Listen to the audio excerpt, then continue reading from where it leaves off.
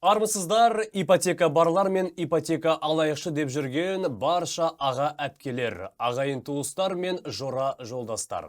Қысқаша айтқанда, барша ән сүйер қауымына мыңда бір сәлем. Ән мен әзіл күлкі әңгімеге толы, әңгіме кешіне қош келдіңіздер!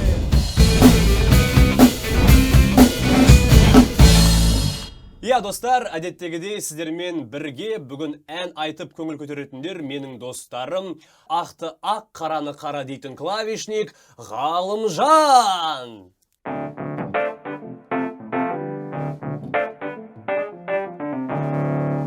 Екі басы бір қазанға сиятын бас гитарист Есенәлі.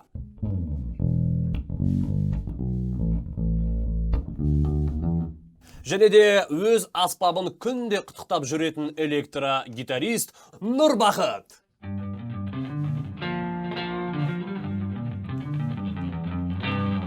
Мен бұл жігітті кезінде тек қана интернетте көретін едім, ал қазір біз бір жобадамыз, барабанщик Нұржан!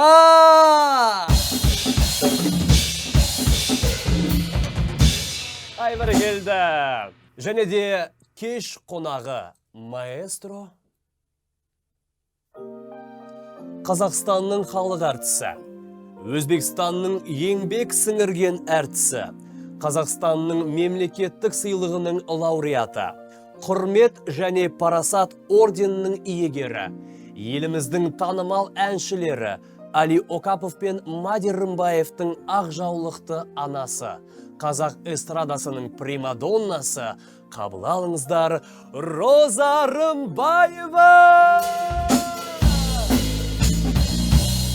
Роза Қуанышқызы, сәлематсыз ба? Қош келдіңіз, сізді көргеніме өте қуаныштымын. Мен де қуаныштымын, себебі бүгінгі біздің жұмысымыз ерекше жұмыс. Енді жаңа ғана өзіңіз байқадыңыз, мен сіздің марапаттарыңызды атап өттім. Жалпы бұл жай ғана бір бөлігі ғой. Мен қазір барлығын айтатын болсам, біздің эфиріміз кем дегенде 1-2 сағатқа созылады. Қажеті жоқ. Сол себепті, достар, егерде кім біздің оқырмандарымыз Роза ханымның барлық мадақтарын, марапаттарын білгім келеді десеңіздер, осы бейненің астында сілтеме тұрады, сол сілтеменің ішіне кіріңіздер, басыңыздар асықпай барлығын оқып шықсаңыздар болады. Олай болса, қадірменді көрермендер, бүгінгі кешті жүргізетін мен Тимур Умаров, ал біз болсақ бастаймыз!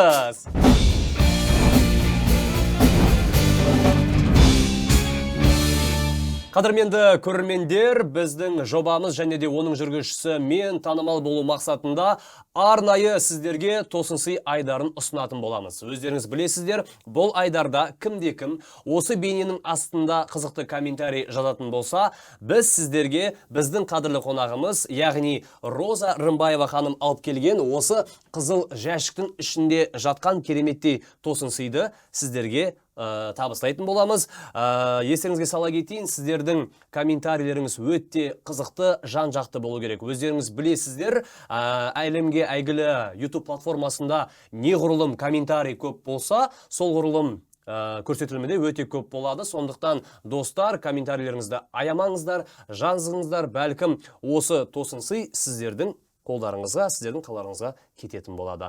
Олай болса, көп рахмет. Роза ханым, осындай керемет сыйлық үшін байқап отырсам, осы қызыл жәшікпен үстіңіздегі мен жалпы қызыл көйлекті, қызыл деген түсті жақсы көрем. Көп рахмет, әрине, бәрекелді. Ал осы айдардың жеңімпазы кім екенін біз сіздерге келесі бағдарламада айтатын боламыз. Сәттілік, достар!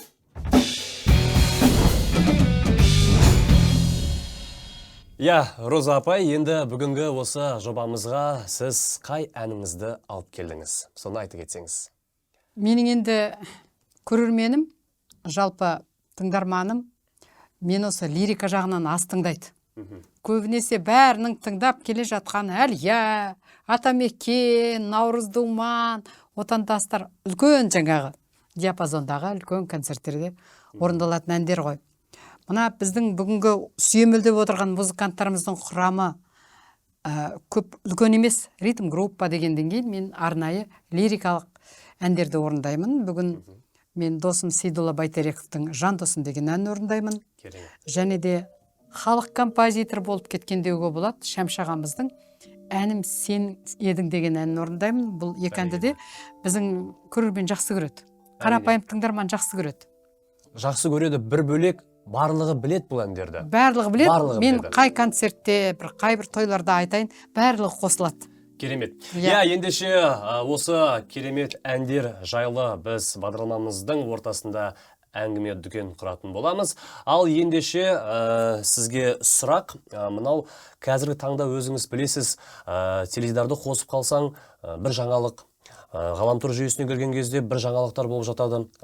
Енді жалпы бізде қазір эксклюзивті жаңалықтар айдары болады. Ол дегеніміз, сіз өміріңізге қатысты, өнеріңізге қатысты ешкім естімеген, ешқай жерде айтылмаған, тек қана бүгін әңгіме бағдарламасында айтылатын эксклюзивті жаңалық керек. Егерде жаңалық болмайтын болса, мынау қасымда отқан Нұржан деген біздің барабанщик бар ғой, сол жақында үйлене деген. Соның тойына барып 5 ән айту керек болады, айыппұл ретінде. Сол себепті жаңалық па, әлде Нұржан тойына қызмет етеміз ба? Нұржан тойына барған дұрыс қой. Барлығымыз бірігіп. Керемет. Бірақ сонда да Нұржан өте бақытты ғой деймін қазір, күлкісі деген езу жұртты ғой кәдімгідей. Сонда да енді сізде жаңалық көбейген мен күмәнім жоқ. Көрермендерімізбен бір ауыз бір қызықты жаңалықпен бөлісіп кетсеңіз. Енді шығармашылық жағынан ең айтатын жаңалығым биыл жазда июль айында, июльдің 10-нан 15-не дейін Белоруссияда Славянский базар деген бүкіл Европаға танымал ең үлкен конкурс болады. Сол конкурста мен председатель жюри болайын деп отырмын. Және де конкурстың төрайымы. Төрайымы. Председатель жюри деген төрайым қазақша. Халықаралық деңгейде. Енді мен Белоруссиядағы ол конкурсқа бірнеше рет өзім құрметті қонақ ретінде қатысқанмын. Бірнеше рет жюри составында, жюридің құрамында, әділ қазылар құрамында жюри болғанмын. Біздің әншілеріміз сол конкурстан көбінесе жеңімпаз болып қайтады.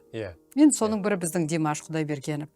Соның бірі біздің Әміре. Соның бірі Рухия Байдукенова, мысалы. Кішкентай жас балалардың да ол жерде әншілердің де конкурсы бар. Онда да біздің кішкентай сәбилер, жастар ылғи жеңімпаз болып жатады. Сондықтан мен үшін биыл өте үлкен жұмыс, жауапкершілік. Мені таңдаған себебін айтайын. Мен осыдан 2 жыл бұрын Белоруссияда жаңағы әзіл қазылар алқасында жюри болған кезімде, сол Белоруссияда менің жұлдыздар аллеясына жұлдызым ашылған болатын. Оны Лукашенко, сол елдің президенті, ашқан болатын. Енді сол маған сондай енді үлкен жауапты іске, сол маған ұсыныс жасады. Мен шынымды айтсам бірден келісім бергем жоқ, себебі мен кезінде жюри мүшесі болғанда, мысалы, председатель жюри Мишель Легран болған. Бір конкурста жюри мүшесі болғанда Робертино Лоретти болған. Мысалы, сондай үлкен дүниежүзілік жұлдыздар председатель жюри, әділ қазылар алқасының төрайымы болған. Биылғы кезек маған келіп тұр. Сондықтан әрине мен бір ерекше ән дайындадым. Керемет. Себебі конкурстың ең бірінші ашылу күні, сол елдің президенті Лукашенко өзі қатысады. Ашылу күнде председатель жюри Роза Рымбаева дегенде мен бір әнмен шығуым керек. Мен сол әнді өзімнің ұлыма Әлиге жазғыздым. Сөзін орыс тілінде Эльмира Деггани жазды, қазақ тілінде Гүлбала Абуова жазды. Әрине мен Белоруссияда орыс тілінде, не болмаса бірінші шумағын қазақша, екінші шумағын орысша айтуы мүмкін. Бұл әннің аты «Утро нового дня» деген. Себебі енді біз қазір кездерде политикалық жағдай кезінде өте қиын жағдай болып жатырға, өзіңіз білесіз. Россия мен Украина, басқа да мемлекеттерде қиын жағдайлар болып жатыр. Сондықтан бір оптимизм беретін, бір жақсылық болады міндетті түрде.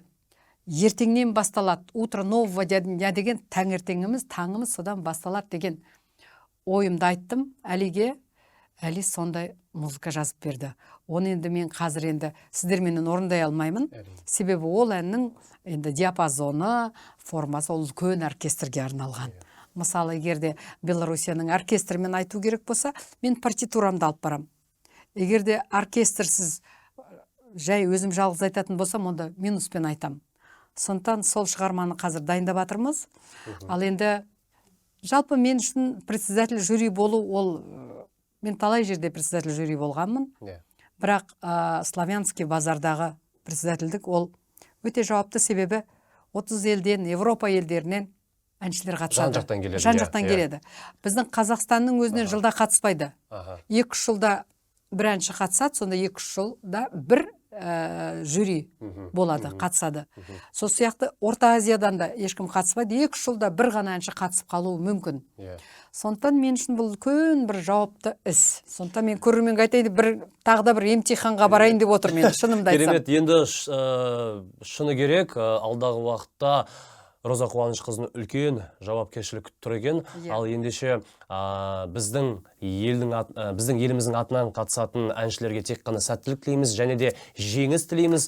Ал Роза ханым, сізге тек қана зор денсаулық, шаршамаңыз, әрқашанда абыройыңыз одан сайын биік бола берсін. Көп-көп рахмет. Бұл эксклюзивті жаңалықтар айдары, ал біз жалғастырамыз.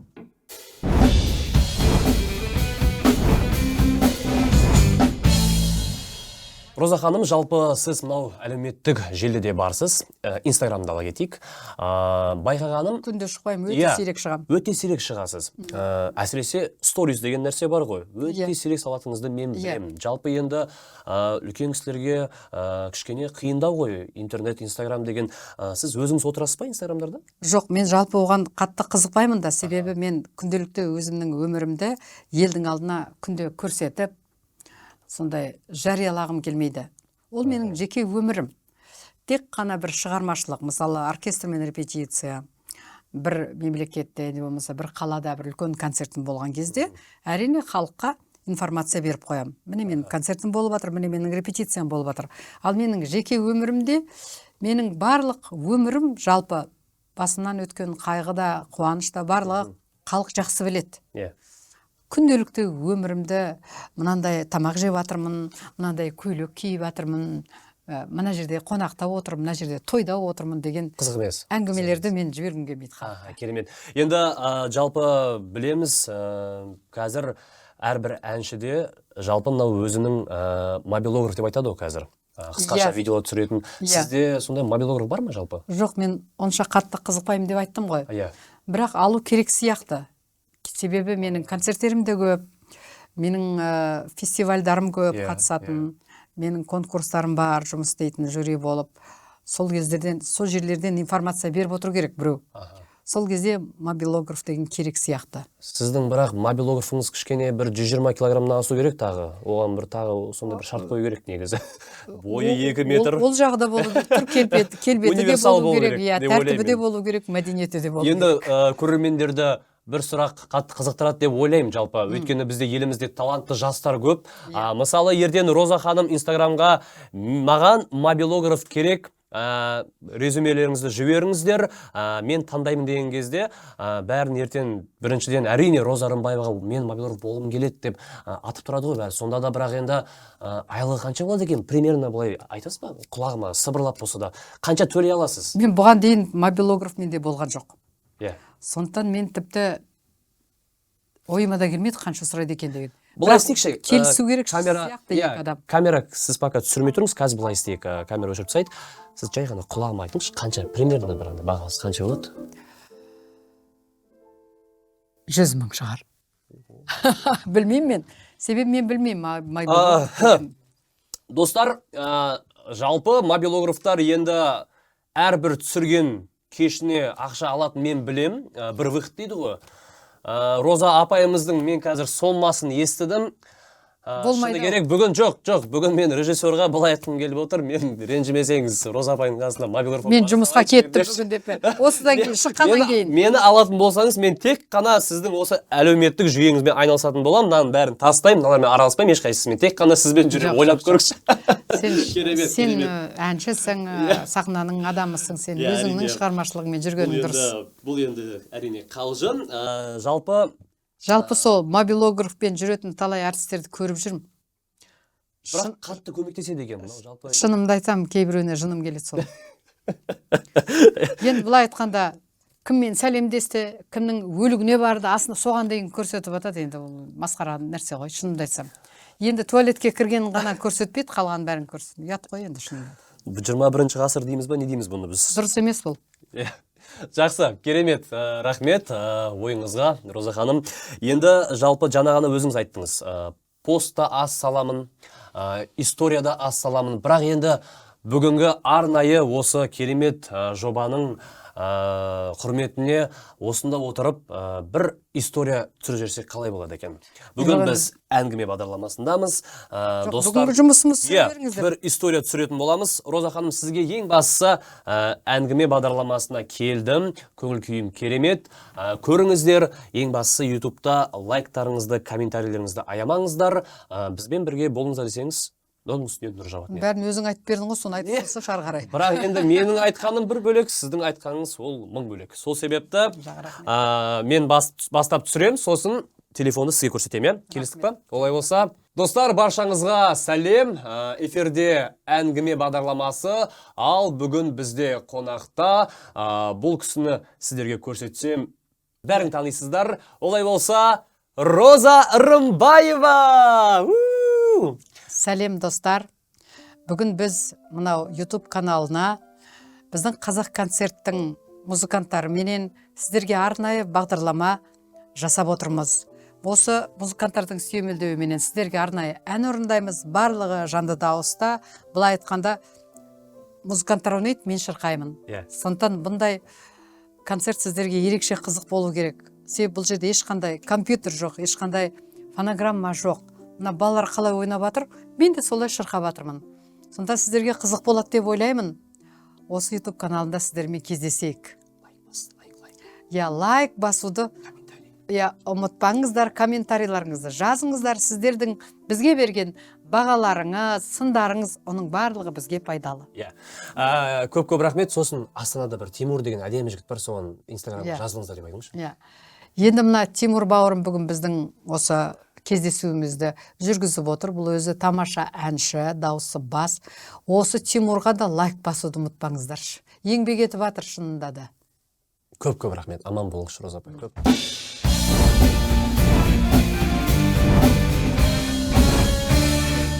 Роза Қуанышқызы, енді шыны керек, жаңағы стористен кейін мен бүгін өзім сізге тағы да бір атақ бергім келіп отыр. Қандай атақ?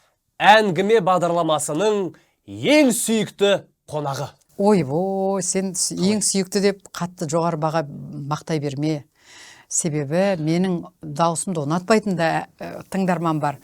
Менің өзімді әртіс ретінде тіпті жек көретін де көрермен бар. Ең сүйікті деп айтпа. Халыққа танымал әншіде. Жақсы, солай болсын. Олай болса, достар, біз болсақ жалғастырамыз. Сіздерге көп рахмет.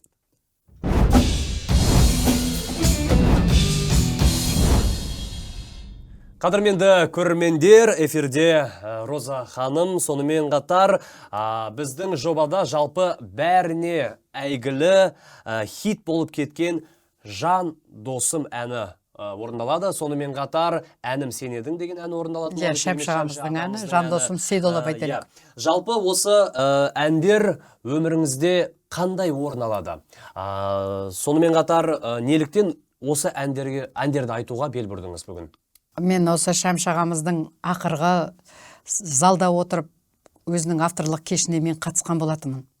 Сол кезде мен мына консерваторияның студенттерінен құралған мұрагер деген ансамбльменен мен Шәмші ағамыздың 4 әнін орындап бергем. Сонда Шәмші ағамыз маған өте разы болған. Сондағы енді осы 4 әннің ішіндегі маған өзі бұлай музыка жағынан, стиль жағынан жақындау осы әнім сен едің. және де біздің тыңдарман да өте жақсы көреді. Мен бір кейбір тойларда, мысалы халыққа арнап бір кездесулерде бұл әнді айтсам, халық ерекше бір лирикаға сондай көңілменен қосылып отырады.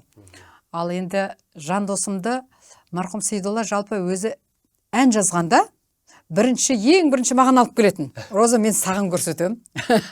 Егер де сен таңдасаң, сен айтасың. Егер де саған ұнамаса, мен басқа әншілерге барып көрсетем деген. Сондағы көрсеткен әннің бірі осы жандосым. Мен Сейдолланың пластинка дейді ғой мынандай. Бүкіл пластинкасын бір-ақ күнде жазып бергем. Себебі барлық әндер лирика, барлық әндері шын айтсақ бір-біріне ұқсас, стилі де ұқсас, көңіл күйі де ұқсас. Сондықтан мен Сейдолланың жеке авторлық пластинкасын мен жалғыз өзім жазып бергем кезінде. Жалпы жандосым әні есіңізде ме? Бірінші рет қайда орындалды? Бұл енді ойлаймын, Республика сарайында не тамаша хабарында, не бір телевизиялық бір концертте орындалған болу керек. Себебі бұл әндердің барлығына 30 жылдай уақыт болып қалды ғой. Әрине, қазіргі таңда бұл әндер халықтың әні болып кетпесе артық болмас. Себебі 30-40 жыл бойы міне келе жатыр халықпен бірге. Әрине. Сонымен қатар кем дегенде тағы 100 жыл, 150 жыл өмір сүреді дегенбіз. Ол енді біріншіден халықтың талғамына байланысты. Екіншіден, дәл нақтылы керек кезде баяғы ситуация дейді ғой. Орындап жіберсең, бүкіл халық соны шын жүрегімен қабылдайды. Керемет. Енді жалпы осы әндермен айтатын болсақ, осы әндерді алатын болсақ, өміріңізде бір ең қызықты бір оқиғалар болды ма осы әнге қатысты? Және де мен ойымша қазір көп деген біздің көрермендеріміз бір сұрақты қоятын сияқты. Роза Рымбаеваның жандосы кім екен деген? Енді маған жақсы ән жазған композиторлар, оның сөзін жазған ақындар, олар бірден менің жандосым болып кетеді. Себебі олар сөз жазған кезде, музыка жазғанда міндетті түрде менің даусыма, менің диапазоныма, менің стиліме арнайы жазады. Саған, Роза, арнайы осы әнді жаздым деп алып келген кезде, әрине мен оған басымды ием, ол композиторға, ол ақынға. Сондай әндерменен жүрмін ғой сахнада. Сахнада міне жүргеніме 50 жылдай уақыт болып қалды. Сондықтан мен сол көбінесе маған арнайы жазылған әндерді орындаймын. Көбінесе. Сондықтан енді ойлаймын, олардың барлығы менің ең жан достарым.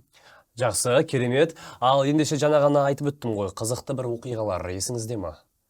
Есте қалып кететіндей бір күлкілі оқиға болсын. Ойбой, ондай оқиғалар көп қой, гастрольдік сапарда. Солардың арасында ең бір сондай күлкілісі болса, қызығы болса. Бір күні осы Алматы облысында, осы Ұзынағашта ма, бір аудан орталығында концерт беріп жатқанбыз. Арай ансамбліменен. Енді концерт, біздің концертіміз Атамекен әнімен басталады. Гитара пан да дегенде кезде, сол кезде баяғы алдарыңыздар Рымбаева, қарсы алыңыздар дегенде Атамекен басталады, мен шығуым керек қой баяғы. Оркестр бір рет ойнады, жоқ Рымбаева. 2 рет ойнады, жоқ Рымбаева. Тоқтап тұрды да, 3-ші рет қайтадан бастады, жоқ Арай ансамблі. Рымбаева жоқ. Енді қайта бастай береді. Бір уақытта паузада Рымбаева анау комнатадан есікті тарсылдатып айғайлап жатыр. Сөйтсем, мен шығатын кезде есік захлопнуло. Ол кезде сондай есіктер болатын. Ішінен аша алмайсың, тек қана сыртынан кілтпен ашу керек. Бітті, мен жоқпын. Одан кейін сахнаға шығып, есік жабылып қалды деп ғой мен. Халықтың бәрі көріп отыр. Енді барлығы неге Рымбаева шықпайды деп ойлайды ғой енді баяғы. Мәссаған. Ал мен деген, менде кінә жоқ. Енді шығайым дегенде гримерканың есігі тарс жабылды да қалды. Оркестр оны естімейді ғой. Олар мына бала сияқты тарсылдатып Атамекенді айғайлап тұрып ойнап жатыр. Рымбаева жоқ. Бір 5-6 рет ойнағаннан кейін тоқтады ғой мыналар.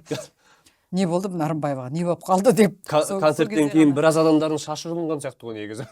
Жоқ, енді ол енді білмеймін, енді әртүрлі жағдайлар болады сахнада. Бір рет біздің жақта, біздің аудан, Таскескен деген аудан бар. Сонда концерт беріп жатқанбыз. Бірақ та свет өшіп қалды. Ауылдарда концерттің алдында аудандар свет өшіп қалады. Міндетті түрде өшеді. Барып электрикпен келісуің керек ол үшін. Концерт берердің алдында. сол электрикпен жақсылап сөйлесіп достасып дегенде сол кезде ол светті қайтадан қосады. Сөйтіп свет жоқ. Бір уақытта свет жанды да тағы да біздің арай ансамблі та-та-ра-ра-ра-ра деп ойнап жатыр ғой. Сол кезде мен өзім сахна сыртында бір шай ішіп отырғам, тосып қашан свет болады мынау құрғыр деп баяғы та-та-ра-ра-ра дегенде кесеммен шығып кеттім ғой. Қолыңызға кесемен шығып отырсыз. Ойбой, шай деп қайтадан. Ондай қызықты жағдайлар көп болады. Ол енді бір жағынан халыққа да қызық. Қалай шаймен шығып кеттірмін байба деп. Шынайы нәрсе әрқашанда күшті қабылдайды ғой негізі. Сен музыкант тосып музыкаға сразу кетесің ғой бірден. Былай беріліп. Қолыңда шай тұрма, аяғыңда туфлиңді шешіп қоясың, кейде домашний тапочкамен де шығып кетесің. Ұмытып кетесің. Артистік өмірде ондай қызықты оқиғалар көп болады. Бір рет Талдықорғанда стадионда концерт беріп жатырмыз. Сол кезде Әли омырауда ол кезде 9 айлық. Біз арай ансамблі тағы да сол. Концерт басталардың алдында, стадионның алдында бізді бір кафеге апарып тамақ берді. Жақын стадионның қасында. Тамақ ішіп отырмыз. Әли коляскада отыр. Бір уақытта арай, на сцену, арай деп администратор айғайлаған кезде бәріміз тұрып стадионға, сахнаға жүгіргенбіз ғой. Сөйтсек Әлиді ұмытып кетіппіз. Мәссаған. Концерт біткеннен кейін бірақ есімізге түсті ғой. Мен тасына сұрайдым, Әли қайда, ол менен сұрайды. Екеуміз де сахнадамыз. Артынан есімізге түсірсек, Әлиді сол тамақ ішкен кафемізде ұмытып кетіппіз. Кешіріңіз, жасы нешеде едіңіз? 9 айлық. Мәссаған. Грудной әлі, иә. Жүгіріп барып, жаңағы кафеге барып, жаңағы поварлар, әйелдер, такие добрые женщины. Әлиді тойғызған, маны кашсын берген, сүтін берген, бәрінің жатыр басы, рахаттанып жүр ғой. Бермейміз дейді. Бермейміз, ол біздің бала. Сіздерді іздеген жоқ, жылаған жоқ деп қояды. Сондай Әлиді ұмытып кеткен, біз сахнаға жүгіреміз деп. Сондай да қызық оқиғалар болады. Жалпы енді айта берсек, сіздің өміріңізде бір талай қызықты негізі сәттер, осындай күндер. Былай ғой. Ең қызық концерттер менің ойымша шалғайдағы ауылға барғанда болады. Себебі ол жерде күнде біздікіндей концерт болмайды. Адамдар қарапайым. Иә, адамдар қарапайым, малын жайлап, сиырын сауып болғаннан кейін бірақ келеді олар концертке. Сол кезде тосып отырасың оларды.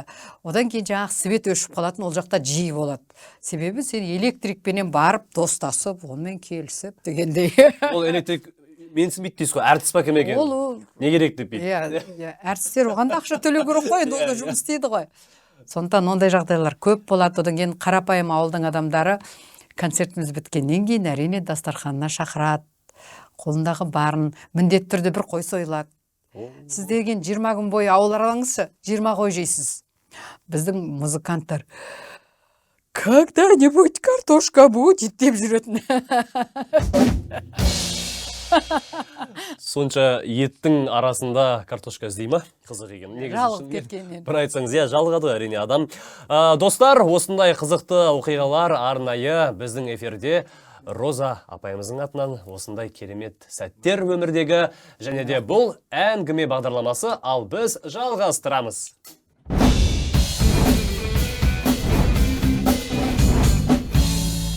Енді Роза апай, сізбен бір еркелеп кішігірім ойын ойнасам, қалай қарайсыз? Көрейік.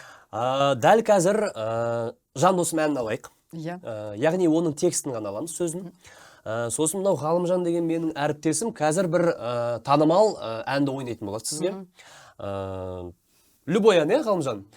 Сол әннің әуенің ырғағымен біз жан досым әнін айтатын боламыз. Текст жан досымдікі, әні мүлдем басқа болады. Сондай бір кішігірім кавер версия дейді ғой, сондай бір каверді көрсек қалай қарайсыз?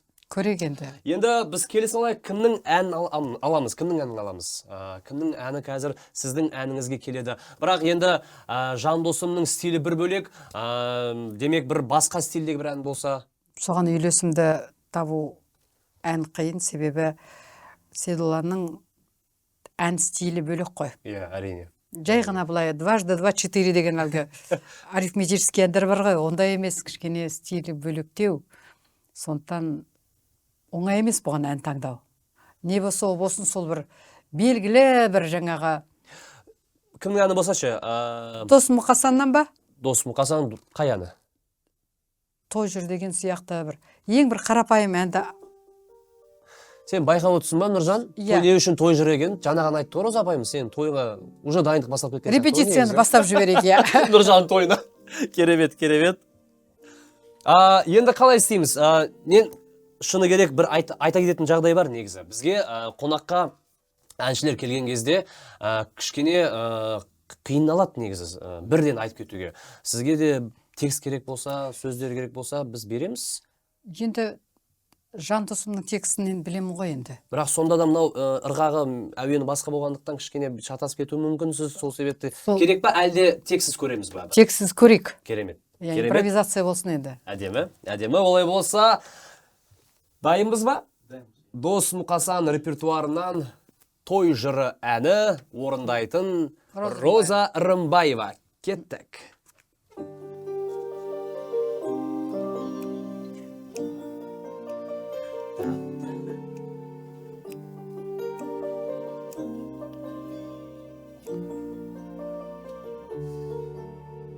Іздегенде табылатын қасыңнан, көңілі бар қызғалдақтай ашылған, көріспесек сағыныштан жүдейтін, досың бар ма бала кезден өсірген?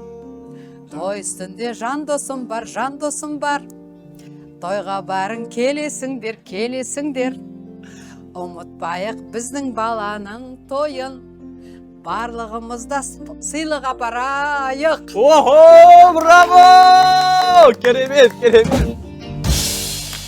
Нұржан, анау білесің ба, тойға открытка жібереді ғой, бұлай келіңіздер, сен мына видеоны жіберсең болды, жетеді саған. Сыйлықсыз ешкім келмеңдер деп. Дайын открытка бар сенде. Сен бақытты жігітсің. Негізі аяқ астынан болды енді. Роза Қуанышқызы, керемет. Не деген импровизация? Мен шыны керек айтып тұрмын ғой, қанша әншілер келеді, бірақ олар қиналады. Осы бірақ сонда да ұялғаннан сол қыз болдым дегенде. Орысша айтпақшы, опыт не пропьешь дейді ғой, кәдімгідей бір-бірінің артынан сөздер кетіп жатыр. Бірақ Сейдолланың қайырмасы мына әнге онша келмей тұр. Сонда да менің ойымша Роза Қуанышқызы мен берген тапсырмамен жалпы мен берген тапсырманы керемет алып шықты деген ойдамын. Сіздерге де ұнат деген ойдамын. Сол себепті достар, көп рахмет. Ал біз жалғастырамыз.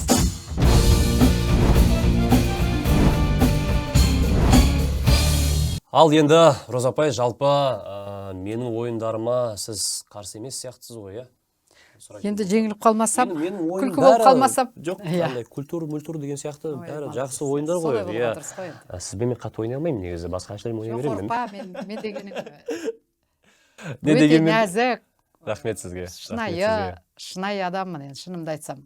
Қатал емес, елдің бәрі почему-то мені қатал деп санайды, білмеймін. Енді жалпы қазіргі тағы да бір ойынымызды жалғастыратын болсақ, мен сізге қазір былай істейік. Жан досым және де әнім сенедің әні. Солардың ішінен жан досымды қалдырайық. Осы әнді жалпы сіз осы уақытқа дейін жаңа айттыңыз ғой, дуэтте айтқан кездер болды ғой, иә, біреумен? Жоқ. Болмады, әлі. Енді мен сізге қазір еліміздің жалпы шет елдердің бір танымал әншілерін айтатын болам. Олар топта тұратын болады. Бір әнші, екінші әнші деген сияқты. Сіз солардың ішінен біреуін таңдау керексіз. Қай әншімен жан досым әнін дуэт жазуға болады деген бір оймен. Жалпы елесет көрейікші. Олай болса, достар, біз ойынымызды бастаймыз. Роза ханым қай әншімен жан досым әнін дуэтпен жазалатын екен. Көрейік.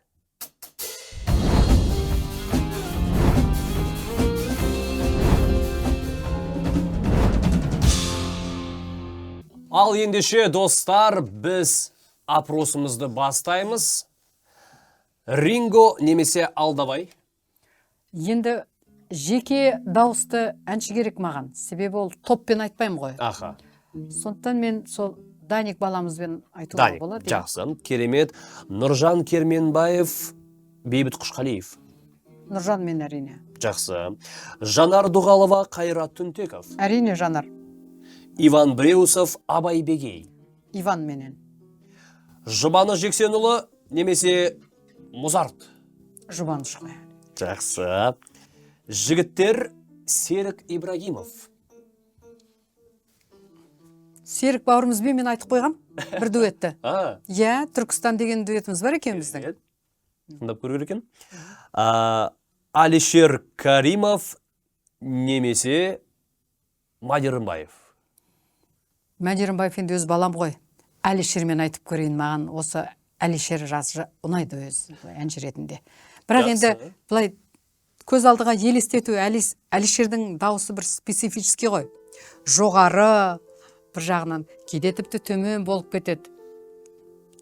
Мен көрер едім Алишермен айтып. Керемет. Алишердің дауысы керемет қой негізі башы. Ол жалпы жақсы әнші. Тембрі мықты. Былай істейік. Джахалип Скриптонит. Джахалип қой. Жақсы. Іздегенде табылатын қасыңнан деп шығады ғой. Оның ана дауысы, менің дауысым жалпы төмен дауыс қой. Маған төмендірек дауыс болған сайын біздің дуэтіміз дұрыс шығады. Ал енді Қайрат Дүтектің дауысын анау жақта енді білесің, онымен қалай мен дуэт айтам. Келіспейді. Ал Алишерменен бірдеңе қылып шығаруға болады. Потому что он интересный певец. Алишер очень интересный певец. Да. Слышать такие слова от Розы Рымбаевой? Нет, ну он профессионал, мастер большой. Әрине. Былай істейікші. Али Окапов, Мади Рымбаев. Екеуімен де дуэтім бар. Так. Бірақ сонда да біреуін таңдау керексіз. Екі баламды да сосын ренжітіп алам ғой. Жоқ, енді жаңа ғана Мадины таңдамай алдыңыз, ертең эфирді көріп, мама мен неғып таңдамады деп. Ой, онда Мәди болсын. Ренжімейді ғой. Керемет. Жалпы, Роза апай, мен бұл нәрсені не үшін қазір сізбен ойнадым. Мен осыдан 1-2 күн бұрын Мадиға звондаған болатын. Мадиға звондап, Мади, сенің мамаңды шақырамыз біз эфирге, құдай қаласа біздің қадірлі қонағымыз болады біздің эфирде, әңгіме бағдарламасында. Енді сен біздің тізімде барсын қонақ ретінде деп айттым. Жалпы ертең мама келген кезде сен ән айтпайсың дедім, бірақ Мадины біз биші ретінде білеміз. Талантты композитор, әнші ретінде білеміз. Аранжировщик. Және де бір керемет сөз бар ғой қазір, мультиинструменталист деген. Жалпы Мади мен білем, неше түрлі мына жігіттер бәрі бір аспапта ойнайтын болса, Мади кем дегенде бір 7 аспапта ойнайды ол негізі. Сол себепті мен оған былай айттым, сен өзіңнің бір репертуарындағы көп шығармайтын бір аспабынды алып келіп, осында мамаңмен бірге өнеріңді паш етсең қалай болады екен десем, жақсы деп айтты маған. Тимур, сен ұмытпа, Мәди осы қазақ концерттіңде солисті, беделі солисті. Әрине, ол да бар, достар. Жалпы, Роза ханым, біздің бағдарламамыздың ерекшелігі бұл қазақ концерттің жобасы. Қонақта қазақ концерттің беделді солистері. Мұнда отырған барша менің әріптестерім, оның ішінде звукорежиссер бар, оператор бар, көмекшіміз бар, аспазымыз бар, бәрі қазақ концерттікі. Қазақ концертке еңбек етіп жатыр. Әрине, біріншіден елімізге, сосын қазақ концертке. Олай болса, достар, және де жаңа ғана айтып өттім, сонымен қатар енді мен Мадины шығарған болатымын. Мынау алдағы уақытта қазір орындалатын кереметтей 2 әніңіз Мади Рымбаевтың қатысуымен болады. Мен ойымша сіз қуаныштысыз ғой бұл нәрсеге. Жалпы менің жеке концерттерім көп болады ғой. Менің жеке концертімде міндетті түрде Али мен Мади қатысады. Ол үлкен оркестрмен болсын, ол осындай биг бэндпен болсын, не болмаса жеке минуспен болсын, рояльда менің жарты программам рояльмен сүйемелденеді. Ол кезде Али отырады, ал енді соло ойнайтын кезде Мәди жаңағы инструментін алып ойнайды. Одан кейін екеуі міндетті түрде менімен дуэт айтады. Одан кейін екеуі жеке менің репертуарымдағы әндерді екеуі орындайды. Сонда бұл отбасылық барлығымыз музыкада болғандықтан, бұл отбасындағы менің 2 ұлымда музыкант болғандықтан, олар да менің жеке концерттеріме қатысады. Одан кейін айтайын дегенім, Али менің музыкалық продюсерім ғой. Менің үлкен концерттерімнің барлығы Алидің басшылығымен өтеді. Себебі біз оркестрмен жұмыс істейміз, аранжировка жасаймыз, жаңа репертуарды дайындаймыз, балетпенен жұмыс істейміз, режиссермен жұмыс істейміз. Осының барлығына Али жауап береді. Мәди де өзінің аспабында ойнап. Тамаша. Құрметті біздің сүйікті көрермендеріміз, солай болса, әдеттен озбай, Уақытты созбай, біз дәл қазір халықтың хиті болып кеткен әнім сен едің және де жан досым әндерін тамашалайтын боламыз. Орындайтын Қазақстан Республикасының халық әртісі Роза Рымбаева және де еліміздің жас таланты красавчигі ұлы Мади Рымбаев. Және де бұл әндерді жалпы тыңдаған кезде жай ғана сіздер отыра алмайсыздар. Сол себепті бізбен бірге қосылып, бірге шырқайық.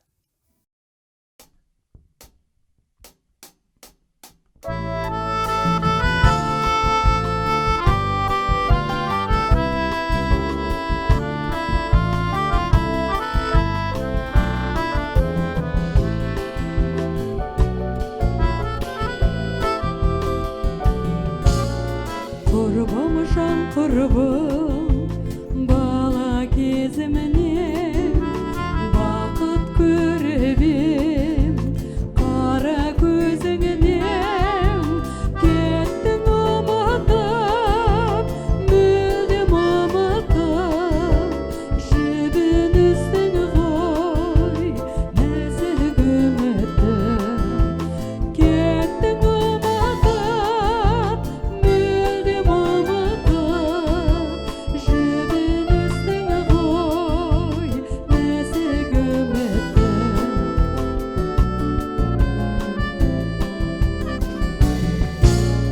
Тұрып қасыңда көрдім көктемді, сонау күндерден бүгін жоқ белгі.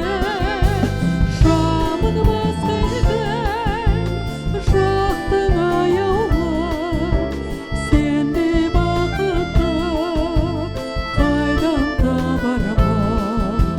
Шамын басқырдың, жақтың аяулы, сендей бақытты қайдан табармын.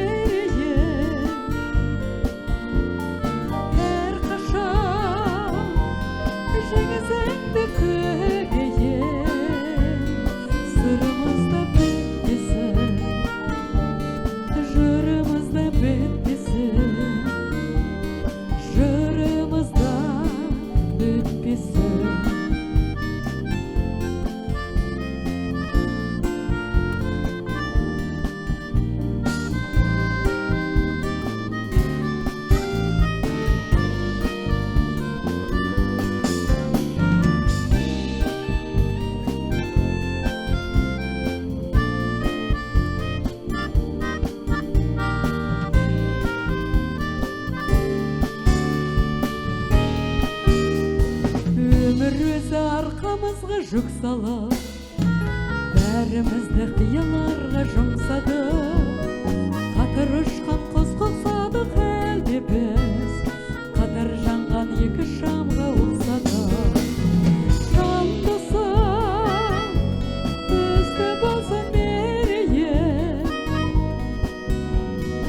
әрқашан жеңісіңді көрейін.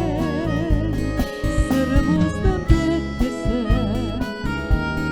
жырымыздан бітпесін, жырымыздан бітпесін. Жандысың, бізді болса мерейі, әрқашан жеңісіңді көрейін. Сырымыздан бітпесін, жырымыздан бітпесін, жырымыздан бітпесін.